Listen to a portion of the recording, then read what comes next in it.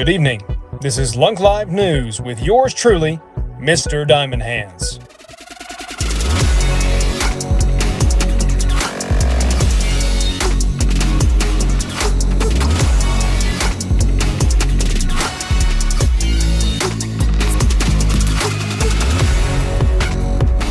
Welcome to today's special episode of LuncLiveNews, featuring Terraport Terracv Vita creator, Rexyz.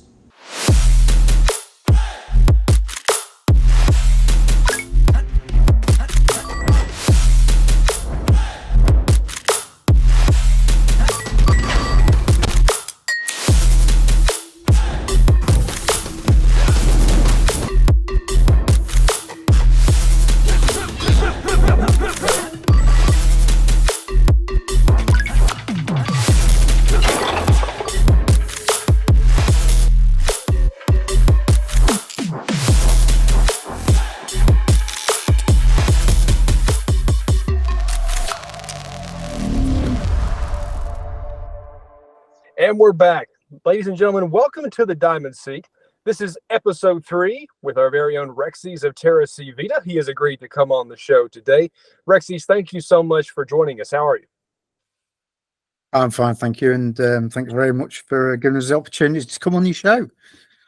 Yeah, we're glad to have you. We have had a couple people on, and this is, like I said, our 3rd episode, and we're pretty much just looking and asking people to come on that are well known in the Lunaclassic community, where they've built something or they are trying to get product out, and that is what LuncLiveNews does best. We bring the news as it comes, the good, the bad, the ugly, so that the whole community can know what's going on. So we've got you on the show today because a lot of people were basically requesting us bring you on to talk about the whole situation with Terraport, what happened, from the very beginning to where we are now.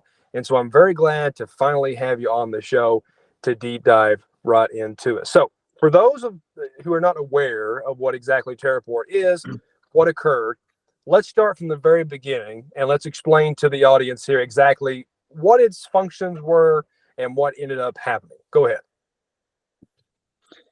Okay. Well, Terraport was a project within Terra Vita, if you like, and Terra Vita is a kind of development group, or it's actually a group of development groups, if you like, that was kind of set up to help try to rescue Terra Classic.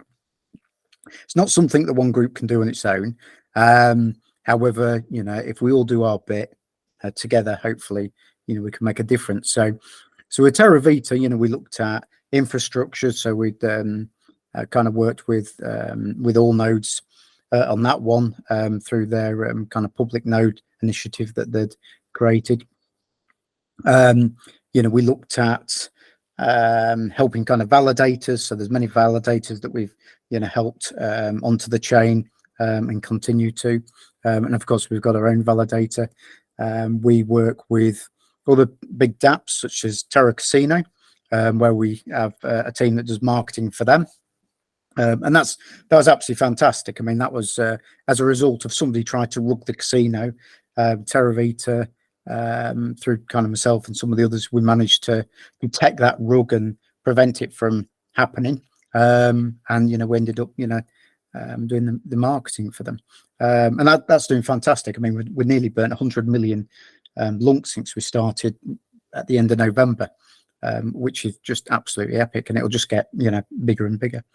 The other side of it is that we've got other kind of projects that was creating, and one of those projects was Terraport, and the purpose of Terraport was to help fulfill our wider objectives in terms of trying to rescue Terra Classic by improving the amount of accessibility into Terra Classic in terms of the amount of trading pairs. Because if you go onto different centralized exchanges and decentralized exchanges, you'll find that Lunk doesn't pair up with many other cryptos. Typically, it's UST or USD or probably Binance coin, something like that. But there's just not that many. And we thought, well, if we create a decentralized exchange that's governed by the users, and we have as many pairs with Lunk as possible, then that will attract a lot of trading, hopefully, and liquidity into Terra Classic. That then will become more attractive to the builders and developers, which hopefully would come onto chain. And within Terraport, we'd have a launch pad as well, so people could create their own kind of tokens and projects. And as part of this, the fees that the decks would earn would be used to kind of provide rewards to those that are, staking, and those that are invested in Terraport, but also they'd significantly go to help burn as well. So the treasury on a weekly basis was set up to, burn a significant amount of, Lunk on the basis of the volume. So that's essentially the background of what Terraport was about. And what happened? Well, we took security really seriously, and we started this project maybe 9 or 10 months ago, something like that. In fact, it kind of started before I met the Terraport team. They kind of found me to a large extent many months ago, and they came kind of under the stable of Terravita, so to speak. And around about kind of January time, that's when the development process, kind of moved up a level, and we took on a couple of devs as subcontractors. So they weren't really part of the team as such, but they'd got a what's the word? They were involved, if you like. There's collaborators. So these were managed through the kind of lead dev, and then as we kind of move on, what kind of happened was when we got towards the launch date, which we planned to be towards the end of March, and it ended up being at the end of March. We got planned to do audits. So we'd made arrangements with Certic to get an audit done before launch, and I think it was around about the 16th of March when we was hoping for it to start, but then through kind of conversations with them and communications, it became clear that they was just so busy that they wouldn't be able to fit it in before launch day. So we had to make a decision. Did we launch without a Certic audit, and therefore, if we launched without it, potentially there's risks to do with that. However, we didn't think that there was anything wrong with the code.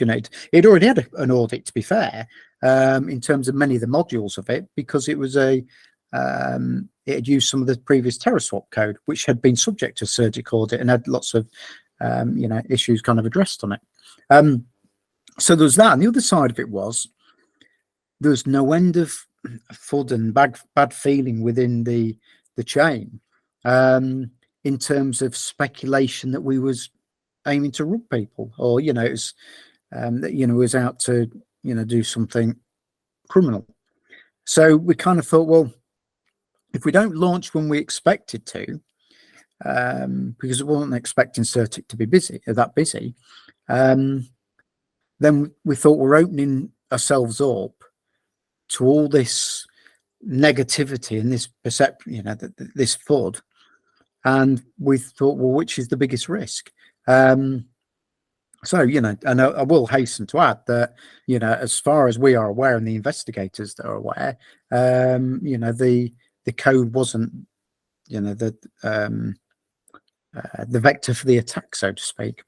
So whether we'd got an audit or not, it wouldn't have affected this attack vector. So essentially, we got to launch day, and one of these devs that we'd hired, unbeknown to us, actually turned out to be a rogue dev, and we'd vetted him, and we'd got information on him and that type of thing, but it turned out he was using false identities.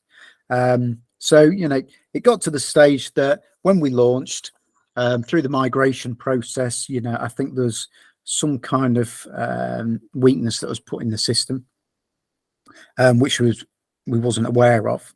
And then when it got to, I think it was the 9th of April, it was kind of the attack was arranged or coordinated so that when one of our devs was having a couple of days off, the first days off he'd had basically in, you know, 9 or 10 months, that it had become clear that there was a slight fault in the code, but not a fault in terms of anything security threatening, but just in terms of under certain situations, you know, there might be a bit of a fluctuation in the liquidity pool or something like that.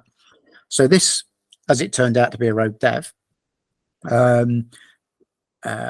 created the patch for it, and this was reviewed and accepted. And because the rogue dev had caused our kind of developer or lead developer to focus on that, I think he managed to slip through some, you know, corrupt kind of code, if you like, and that's where the attack happened. And then I think it was 17 or 18 hours later, you know, he attacked the liquidity pool and changed the price for token on there, the LP token, and you know, drained the liquidity pool. So it's an orchestrated attack over, you know, 3 or 4 month period, and it was planned from day one. And you know, it's absolutely devastating, you know, for everybody that kind of invested in it, and also for our team as well. I mean, they spent, you know, 10 or 11 months kind of, well, 9, 10 or 11 months kind of building it. We all invested a massive amount in it ourselves, and yeah, so that's kind of where we got to. And an irony behind it is that within Terravita, as I've said earlier, we have a number of developer teams or product teams, you might say. And if you was within our Terravita development group, you'd think, God, there's a miserable lot here. They never talk to each other. But that's because everybody's really busy on their projects. It's not we don't have like a community Discord server. We have a work Discord server. And if people need to communicate, they do. Otherwise, they just actually, you know, concentrate on their projects. So the developer, the project Terraport, that was a similar situation. So the guys that was, you know, doing the key development in the background, I kind of left them to that. You know, we'd have kind of regular updates, and they would get, you know, work on, you know, gaining resources where they needed to, and you know, we kind of kept people to some extent isolated to reduce the chances of any breaches. So it's not a very nice situation to be in, to be essentially to be taken, well, I guess, for a ride like that. Right. I'm taking a look at the so Terraport Finance Twitter page here. It looks like on April 10th of 2023 at 3:37 a.m., it says from the Terraport Finance Twitter page, announcement: a breach was detected in the Terraport liquidity wallet this morning. The Terraport team is currently investigating this breach, and efforts have been made to secure the protocol. Further official press release will be released later, and we appreciate the understanding of our large community. I think in the end, it was a grand total of around 2 million USD that was stolen as a result of this hack. Now, how much money? I understand there was a pre-sale, and there was a couple of rounds of seed investment. How much money was raised, like total, from all the sales? Do you have an adequate number or a ballpark number of how much was raised total? it's around about $3.5 million that was raised. But you got to remember that was raised at the price of Lunk back then, and the price of Lunk back then was nearly 2.5 times what it is now. So if, for instance, you, in terms of pre-sales, we'd raised, I'm using, you know, just kind of figures here. If in theory we kind of raised $2.5 million worth of pre-sales using Lunk back then, that now would be probably worth about $1 million. Right. So basically 2.5 was raised total from all the sales that was It's stolen. about three. It's about 3.5 that was raised from Three all and the a half. sales. So Gotcha. when the So sales first started, Monk was around about 3 zeros and a 2, whereas now it's about 4 zeros and an 8, I think, isn't it? gotcha. So roughly out the door, 3.5 million stolen, as opposed to the two. I know numbers were fluctuating out there. We didn't really know at the current time, but I guess now time's gone by. So in grand total, from all of the funds raised from all the seed rounds and the private sales, the pre-sales, 3.5 is kind of what we're kind of buying now. Is that right? Yeah, pretty much. Pretty much everything that was raised in the pre-sales was put into the liquidity pools to make sure that the Terraport was stable. When it started, there was a gradual increase in the price. There wasn't a pump and dump, and it was designed to be stable for the longer term. And if you actually look at the tokenomics within the white paper, there was 20 million, I think, builders tokens that was put to one side, but they wasn't going to be released for 4 years, or vested over a 4-year period. It was designed for the long term. So yeah, it's in terms of the funds that was remaining, there's just enough that was kept remaining to pay for the audits that needed to be carried out. But yeah, other than that, we put everything into liquidity pool. It wasn't a cash grab or anything like that. It was all done in a real above board and reasonable way. Gotcha. So let's talk about this road dev, because as we all know, in cryptocurrency, safety and security is the number one priority in anything that you do. So about this guy or girl or whoever it was, I mean, do you have a location of this individual? Do you actually know who they are? I think you said earlier that they used a false identity of some kind, but I know for a fact that there was a some sort of assistance and investigation by multiple major exchanges, including Binance. Rexyz Global also assisted, and having them assist, and obviously the funds were frozen, which is good. Do you have any type of update for now of who this individual is? Because obviously they would have had to KYC in order to remove those funds going to Binance if they try to withdraw to Binance. But then I think somehow, I guess it got out of Binance. They weren't able to freeze them, and then it went to, was it Rexyz Global or was it KuCoin that it went to next? Well, I think this is where there's some kind of misinformation that's been spread around the community. It's a lot of people have kind of jumped to the conclusion that we was kind of attacked by some junior devs, if you like. They didn't really know what they was doing, and they just essentially managed to get the funds and then they sent it to a sex. That wasn't really the case. There was really real professional hackers. This is what I've been told. Okay, and what they did is that they took the funds and they put them into services. So there wasn't private kind of accounts within Binance, if you like, that can be tracked to an individual. There was through things like Simple Swap and services like that. So there weren't KYC, these people, and also it wasn't an individual as such. It was a group. Now, as you say, it's been investigated internally by our team. We had somebody from the L1 team kind of look into it for us as well. We also reported to the police force in the UK for them to investigate it. Also the fraud branch in the UK for them to investigate it. Binance through a forensic expert, he's been coordinating with some interconnected kind of investment kind of group that focuses on this for all the exchanges, because when it comes to the people that really understand security, it's the big exchanges, and particularly Binance. I mean, they've got, I think, is it 300 or 400 people who are just employed to actually help the police forces with their inquiries in this kind of situation. So we've got a guy there that was coordinating this, and I can't say who it was that stole it, because they asked me not to say.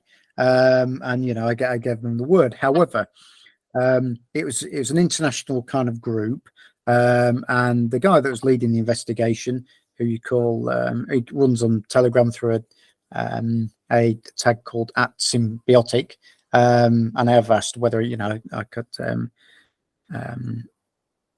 whether I could, you know, mention his name. He said, you know, he said, you'll never catch them. You know, he says they're just, you know, just, I know it sounds convenient, doesn't it? But he says they're just an international group of hackers. And he says they're doing it all the time. He says they didn't target Lunaclassic for any particular reason. They didn't target Terraport for any reason. They target everybody they can do. And it just happened that they managed to infiltrate your team. You know, it says they're out there trying to infiltrate everybody's team. How are you able to meet this? How are you able to meet this hacker? What was the first day that you had interactions with this person? I never actually met him myself. It's one, you know, one of the lead devs who kind of recruited him, and I think it's through a recruitment site, from what I'm aware. And he vetted him, did technical vets, you know, looked at his, you know, documents, and from his perspective, he thought, you know, got somebody legitimate here. And it's a very interesting point, because what we've done since this attack. For a start, we spent $68,000 getting the code checked, just to treble check, if you like, that there's nothing wrong with that. And we don't think there's anything wrong with it, but, you know, we thought, well, let's finish off what we set about doing and get that done. But also, we've done something else, which I don't think there's any other team on Terra Classic that's done this. And I'm not sure whether there was on Terra in the time, but, you know, I'm sure somebody would be able to find out. But we asked Certic to do an audit of our team.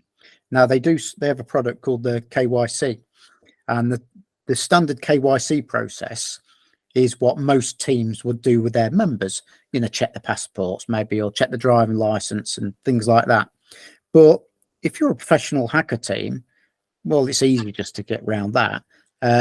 So what Certic offer as well is something known as an institutional plus KYC, where they don't just actually do this kind of top level check. They do a real deep dive in terms of the background of all the team members. I think there's 97 or something kind of checks that they actually do. So that's something that we're having done. So if anybody wants to contribute to the Terraport team, you have to go through this. I mean, the next thing on top of this would be getting a sample of somebody's DNA. And, you know, when you think of the funds that are paid out the community pool and the teams that are operating within Terra Classic, you know, I don't know any that have actually, you know, gone to this level. It's, you know, we intend to be, you know, the most secure and the safest kind of project and team going forward. And we've also kind of agreed with Certic that any projects that launch on Terraport, that they can have kind of preferential rates for their teams to be audited, and it'll be a requirement of them as well. You know, we just want to reduce the risk as much as possible. Right. So the person that did this KYCing or this vetting of this rogue dev, did they do, you know, to your knowledge, did they do any type of Zoom call with them? Did they have them show their face? Was there any type of video call conference? I mean, anything to where, you know, hey, we see who you are. Let's see your face. Let's see you hold up your passport. Let's see you hold up your ID, because I've been in groups myself to where we've had to do things to that nature. Do you know from yourself if that occurred between the Terraport team member and this rogue dev? I don't know whether that specifically happened, but yeah, they got pictures of the person. But also, you know, when we was I was at an interview with Certic again today. You know, it was about a 3-hour interview, and that was done through a video call and stuff. But the guy that was kind of leading that, he, you know, I asked him the question. I said, you know, do you detect many through this process?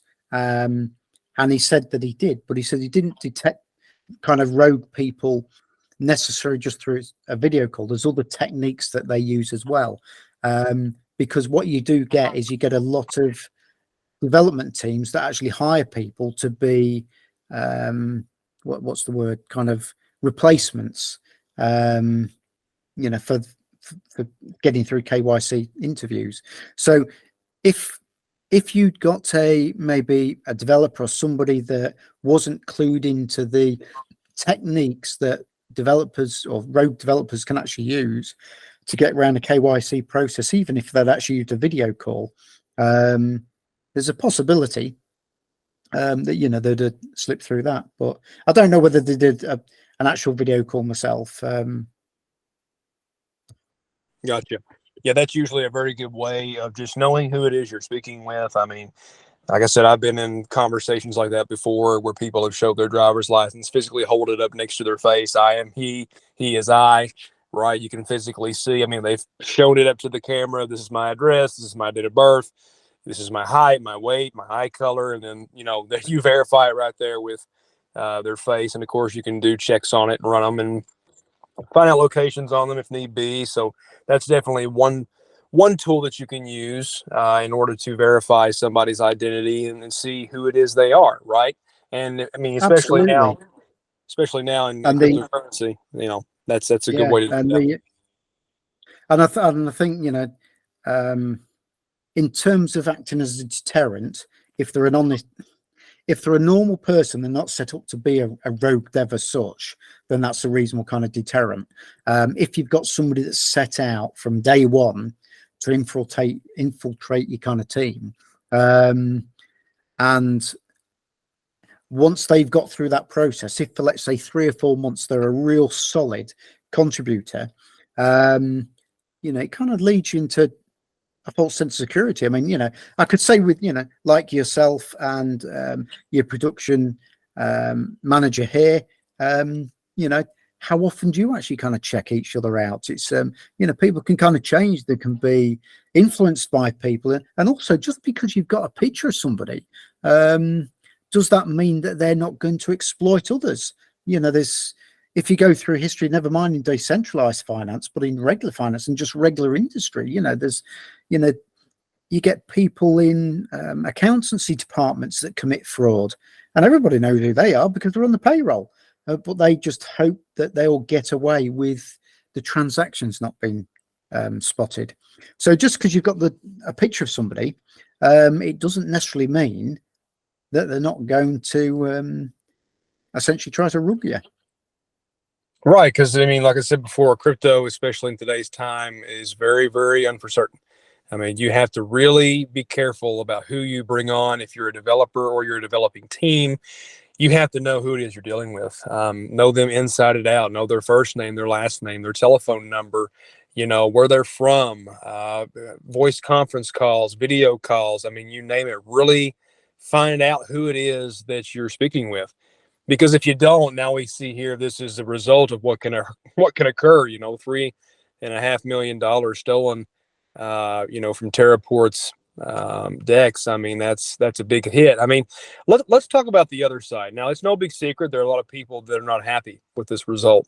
I know a lot of people were throwing out names like, you know, Terraport's a scam, and those who worked on it are scammers. And Rexyz, what would you say to those people, you know, that are angry? Obviously, they've lost a lot of money, probably some that lost their life savings. I know people sometimes over leverage in crypto and put in more than they're willing to lose, and people are very upset. What would you say to those people who, you know, after looking at this whole thing, are calling you names like scammer and untrustworthy? And what would you say to those people now?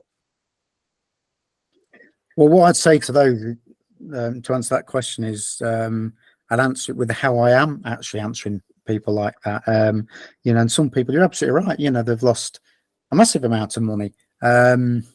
You know, there is always the argument of, you know, you shouldn't invest more than what you can lose. But, you know, a lot of people, you know, they go with a heart and, you know, they do invest more than what they can afford to lose. But, you know, all that aside, I mean, as a team, we're devastated. I'm personally devastated this happened. You know, my profession is risk management in real life, you know, at an international level. And, you know, for this to happen, it's not just devastating for me. I find it personally, embarrassing, if you like. And I can say as a team, we're doing everything we can to recover these funds. One of the reasons we haven't, maybe communicated as openly as what some people would like, is that certainly in the early days of the investigation, we was asked to keep quiet about things by the people investigating it. Because if you speak openly about something that's been investigated, you can give the perpetrators the heads up, so to speak. And what we'd hoped to do was, when the attack first happened, I happened to be, it's very early in the morning in the UK when it happened, but I was awake. And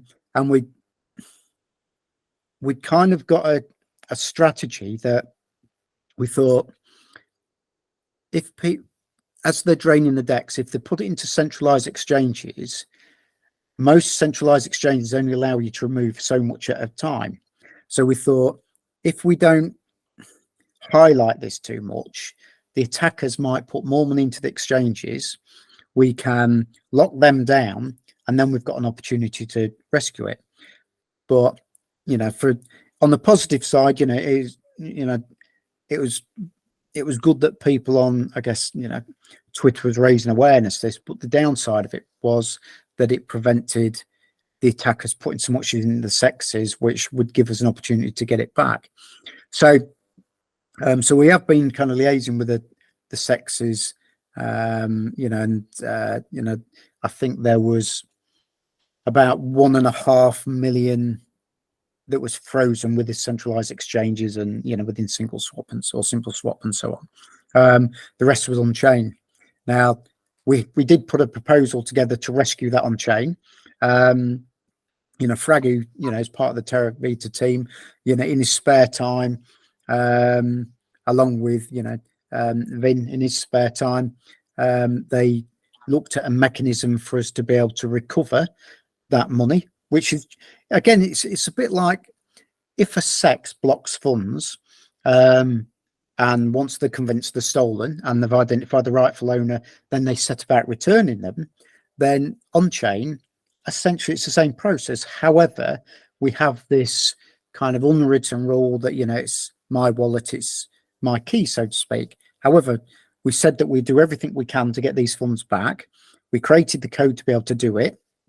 And we gave the community the opportunity to vote on, do we give the people their funds back? All you need to do is vote yes, and they'll at least get half of it back. And that was the mechanism there to do it. But the community voted against that, for various reasons, which I understand. But we came up with a mechanism for them to get their funds back, or a significant part of it.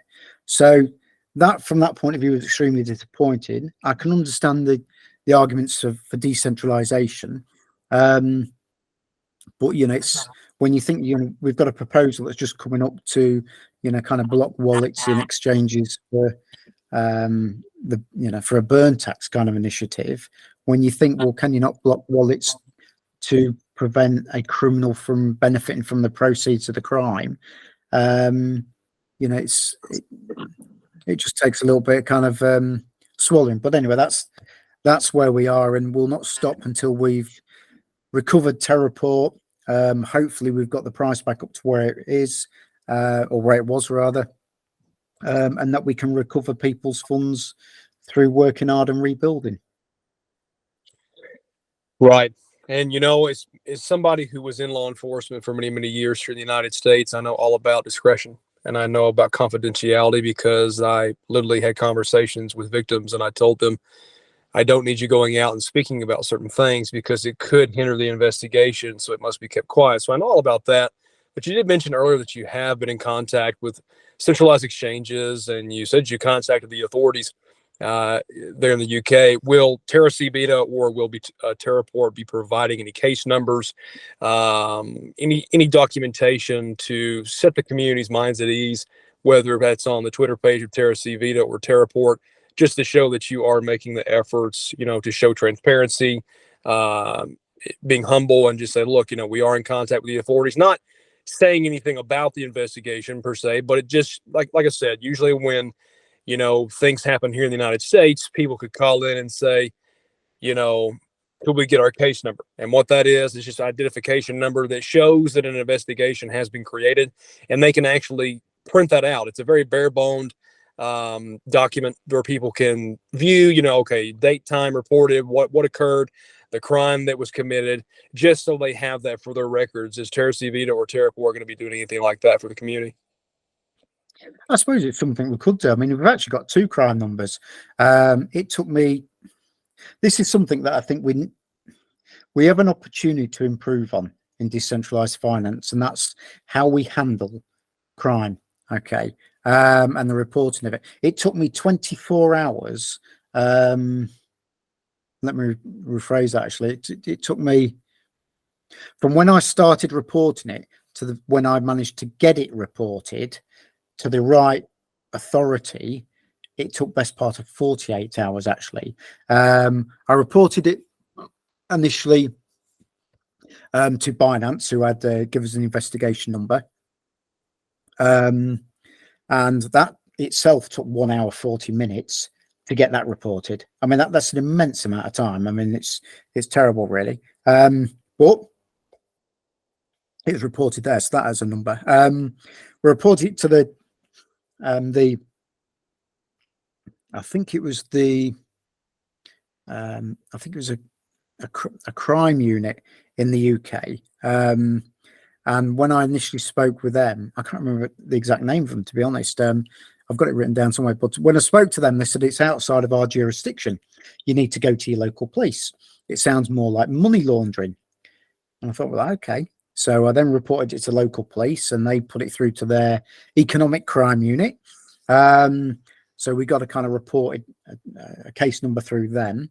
And then within about 24 hours later, if not a little bit after that, I got a call from them to say, we've looked into it, but, it's not really within our jurisdiction. It's not the sort of thing that we're interested in.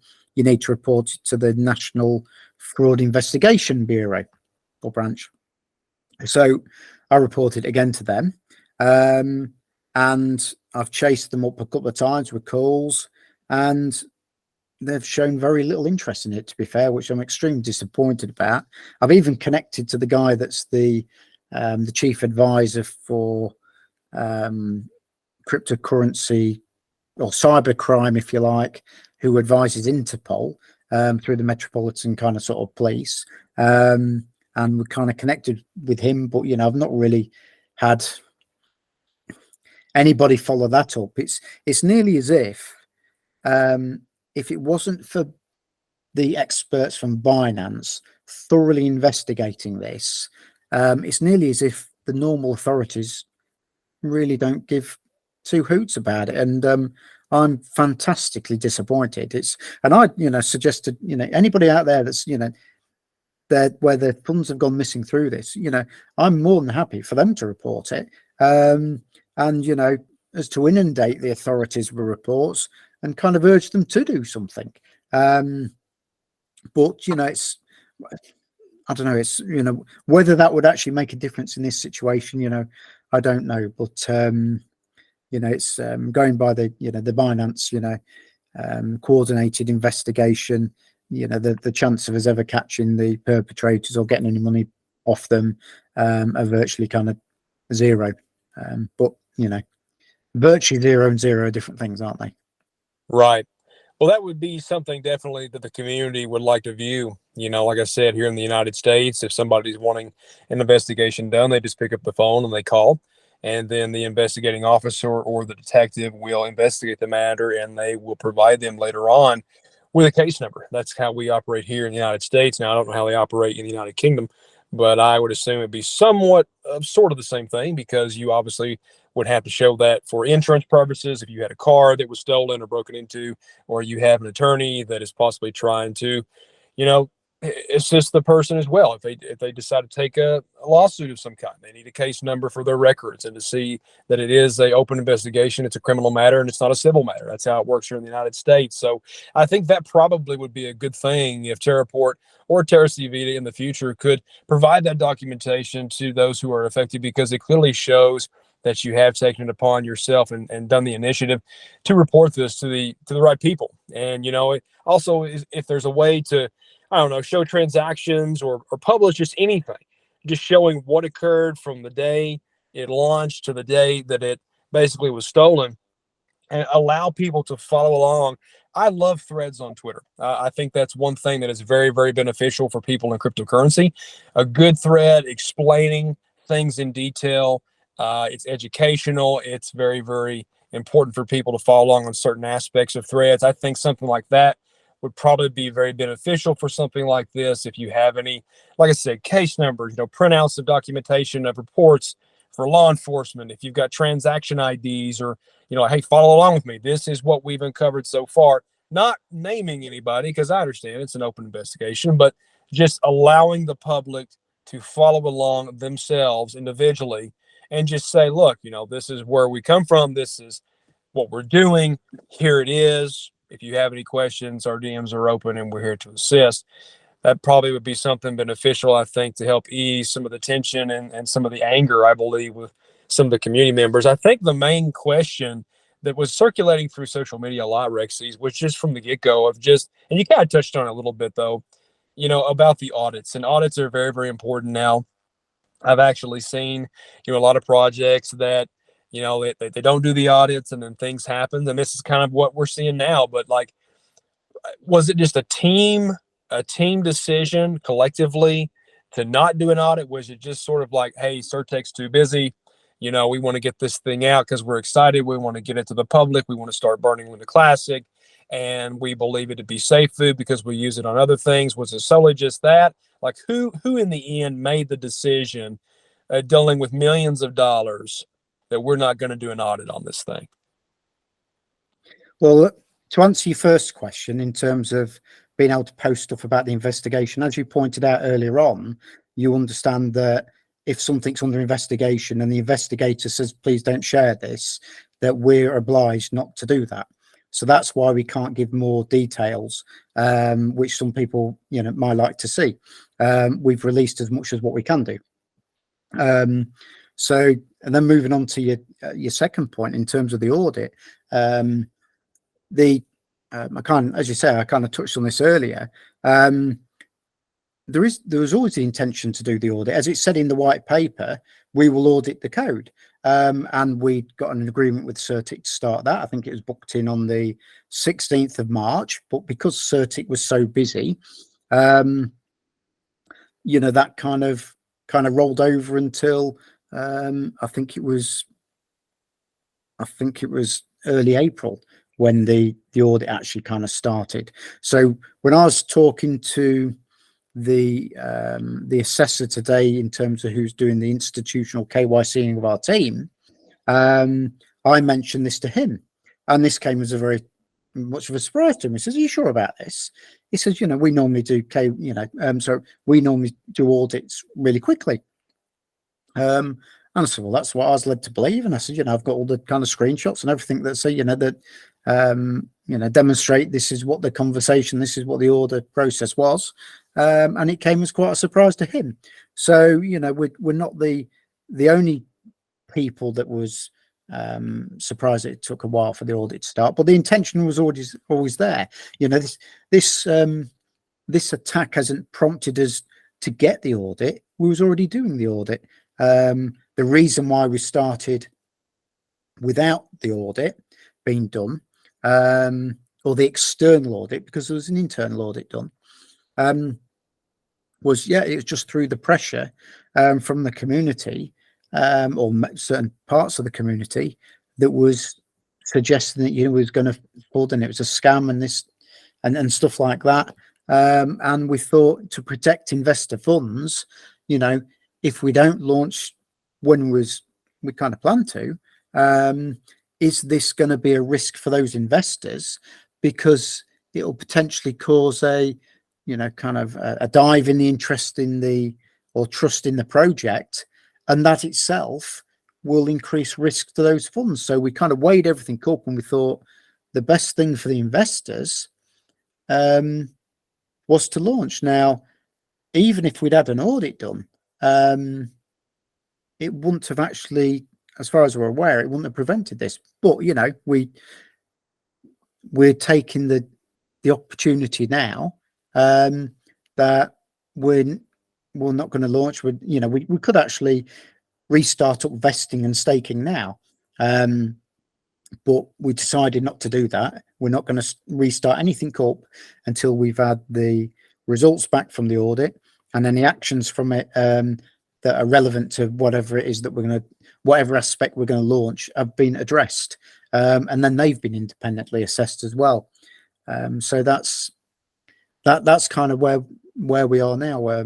But yeah, absolutely right. I mean, any project out there should be audited. Totally agree with you. And I don't know how many of the other projects are on the chain have been audited, or how many of the teams have been audited. As far as I'm aware, we're the only team that's doing any kind of auditing. I don't know. Do you know of any other teams? Is your team audited? We're working on trying to get some audits done, and I think it's very, very important for future projects to have them done and have them put in their white paper that one shall be done, because we've seen this as kind of a very important thing that can go wrong if it's not done beforehand, or before certain aspects are launched involving large amounts of funds. So I think that having audits in the future is something that is absolutely beneficial to ensure safety and security of everything moving forward. Rexyz, I have one last question before we wrap it up on today's program, and thank you so much for coming. In your own personal opinion, what do you think should happen to somebody who hacks into someone's decentralized exchange, their wallet, sends them a phishing link, whatever the way is? What do you think should happen to somebody that does that? I got asked this question earlier on today, and my immediate response was hang 'em. However, I appreciate in this world that that's probably considered over the top, but I detest people that take advantage of others, and my whole persona is about reducing risk in all its forms. I mean, that's my profession. And just to kind of put this into context, before I got into crypto, I was probably about 18 months before that, I was on a contract, and that contract was to provide expert guidance to an organization in terms of governance and compliance and insurance. And I was coaching the head of governance on that. And at this time, the organization I was working with, their practices in terms of protecting their customers from potential infection of COVID wasn't quite where it should have been. And I said to the head of governance, says, I've got to raise this as an issue. I says, it'll probably be considered as whistleblowing, something like that. But I says, it'll mean that I lose my contract. So I said, it's going to cost me £80,000 to raise this issue. But I said, I think it's the right thing to do. And I was assured that, it wouldn't lead to the end of my contract. But I said, well, this is the real world, but I believe in doing what's right for people. And I raised it. And yes, within about 24 hours, my contract was ended, and it cost me £80,000 to raise that issue. Okay. And that's me. I put my money where my mouth is, and, I do what I can to protect. And, I think anybody that rugs, anybody that, hacks in, I think they should get the full weight of the law. And,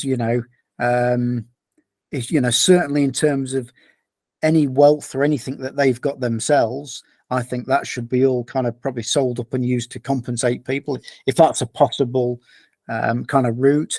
And they should probably at least do time behind bars for it. Absolutely. I think it's absolutely disgusting. I really do. I agree. Rexyz, I want to thank you so much for coming on LuncLiveNews today. It's been a pleasure to have you here. And I will say that this community is very, very tight-knit. I've been around here now for going on a year. We are now, by the calendar, 1 year post-crash from the original crash back in May of 2022 with Luna, and we're still around. And I also just want to commend this community for continuing to band together and for staying strong with one another. But again, thank you so much for coming on the program. Look forward to seeing more information about this hack, either from the Terraport Twitter or from Terra C Vita, just to help give a lot of community members some closure and properly inform them of the situation. But again, thank you so much for coming on the program. I greatly appreciate it. No, thank you for having me. Thank you. And that's all for today, folks. We welcome you to join us every Friday at 8 p.m. Eastern Standard Time, 12 midnight UTC. From us at LuncLiveNews Studio, we wish you all a happy evening and a great start to your weekend. And remember, stay classic.